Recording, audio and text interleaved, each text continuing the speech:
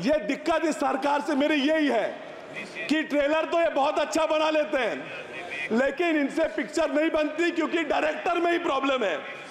महोदय, मैं और मेरे निर्वाचन क्षेत्र के लोग बहुत ध्यान से बजट के भाषण को सुन रहे थे। आशा ये थी कि सांगली को इस बजट में कुछ हासिल हो, लेकिन दुर्भाग्य ये रहा कि सांगली तो दूर, लगभग 1.5 घंटे के भाषण में एक बार भी मेरे राज्य महाराष्ट्र का नाम नहीं लिया गया। असम और बिहार के नदियों में आने वाली बाढ़ की बात की गई, लेकिन महाराष्ट्र में भी बाढ़ आते हैं, लेकिन महाराष्ट्र में बाढ़ और उससे होने वाली जान और माल के नुकसान की हानि की बात अर्थमंत्री जी ने नहीं की। आंध्र के अमरावती की बात की गई, उनको हजारों करोड़ रुपए का फंड दिया गया, लेकिन महाराष्ट्र में भी अमरावती आती है, उसका जिक्र न किया गया। सांगली जो मेरा निर्वाचन क्षेत्र है वो भी चाहता है कि स्मार्ट सिटी में उसका समाविष्ट हो, उसका ना स्मार्ट सिटी में समाविष्ट हुआ, न वहां हवाई अड्डे के लिए कोई निधि दिया गया। बिहार के सिंचाई योजनाओं के लिए AIBP और PMKSY से निधि देने की बात की गई, लेकिन मेरे महाराष्ट्र में, मेरे सांगली में विस्तारित महिषार और विस्तारित टेम्बू प्रकल्पों के लिए AIBP से निधि देने के लिए अर्थ मंत्री को कोई जरूरत महसूस नहीं हुई। महोदय, भारत के टैक्स का 37% हिस्सा यह महाराष्ट्र से आता है। भारत की GDP का 14% हिस्सा यह महाराष्ट्र देता है। सरकार का लक्ष्य है कि 5 ट्रिलियन की इकोनॉमी बनाएंगे। 5 ट्रिलियन की इकोनॉमी बनाने के लिए अगर भारत का महाराष्ट्र से 1 ट्रिलियन की इकोनॉमी ना बने तो ये 5 ट्रिलियन मुमकिन नहीं है। महाराष्ट्र के विकास के बिना इस भारत राष्ट्र का विकास होना नामुमकिन है। मैं महाराष्ट्र के एक स्टेट एंथम जो हमारा राज्य गान है उससे एक लाइन आपको बताता हूं। दारिद्र्याच्या उन्हात शिजला, निढळाच्या घामाने भिजला, देश गौरवासाठी झिजला, दिल्लीचे ही तख्त राखितो महाराष्ट्र माझा। इतिहास गवाह है सर कि दिल्ली का तख्त सलामत रखने की जिम्मेदारी महाराष्ट्र लेता था, लेता है और लेता रहेगा, फिर चाहे वो आर्थिक हो, सामाजिक हो, साहित्यिक हो या राजनीतिक हो। ये जो सरकार बनी है इसको सलामत रखने का काम भी महाराष्ट्र ने उनको 17 सांसद देके किया है। अब महाराष्ट्र को हमें भूल जाओ, हमारी तरफ मत देखो, लेकिन उन 17 सांसदों को देख के तो महाराष्ट्र के लिए कुछ तो देना चाहिए था।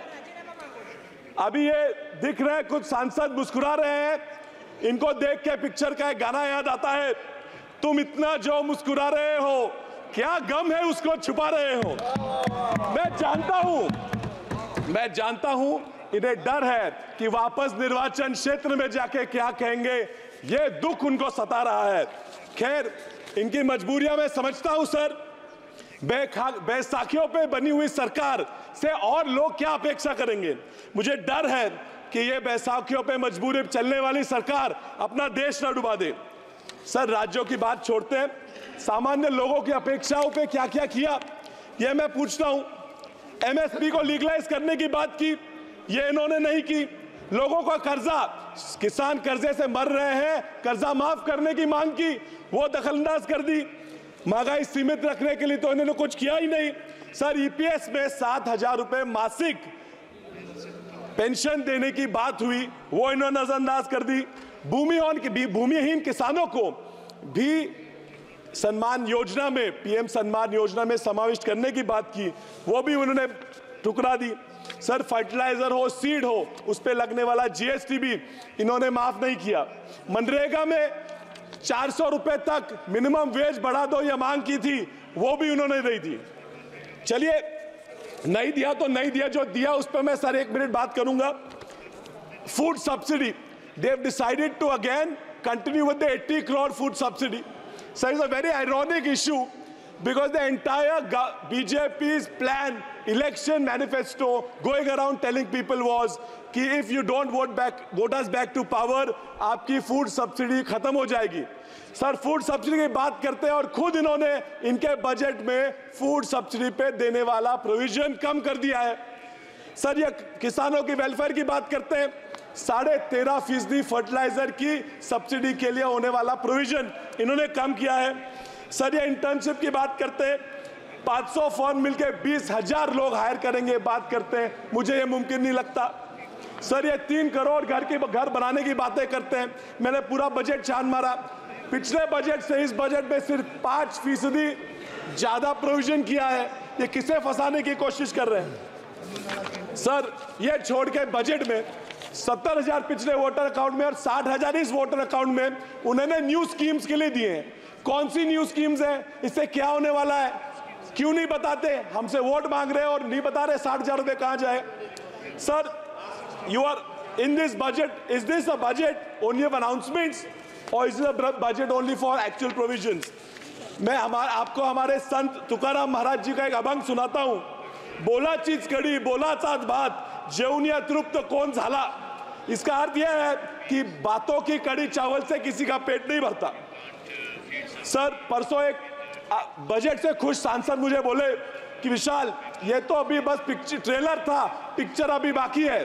सर ये ट्रेलर और पिक्चर सी बातों से मैं पूरा डर जाता हूं। परसों बीवी बोली एक ट्रेलर देख लिया पिक्चर का और पिक्चर दिखाने मुझे ले गई। सर दिक्कत यह है कि ट्रेलर देख के पिक्चर तो चले गए, आधे घंटे में बोर करके बकवास पिक्चर भी बाहर आ गई। सर ये दिक्कत इस सरकार से मेरी यही है कि ट्रेलर तो ये बहुत अच्छा बना लेते हैं लेकिन इनसे पिक्चर नहीं बनती क्योंकि डायरेक्टर में ही प्रॉब्लम है। इस बार तो ट्रेलर भी बकवास हुआ। So I'll conclude the simple point and I want to tell them why they have lost in states like Maharashtra, and they may go on and talk about how the constitution was brought in and how caste equation was brought in, but that is not the reason for them losing majority of the states of India. They have lost because there's an article by Indian Express which says that in every state where the GDP has dropped, the BJP has lost. And if they continue with this kind of economic policy, I assure you, sir, I'm concluding, I assure you, sir, आने वाले महाराष्ट्र हरियाणा के चुनाव में ये वापस हारेंगे। इसलिए इनको अनुरोध है कि इकोनॉमी पे ध्यान दो, वरना आप ज्यादा दिन उस तरफ नहीं रहने वाले। धन्यवाद।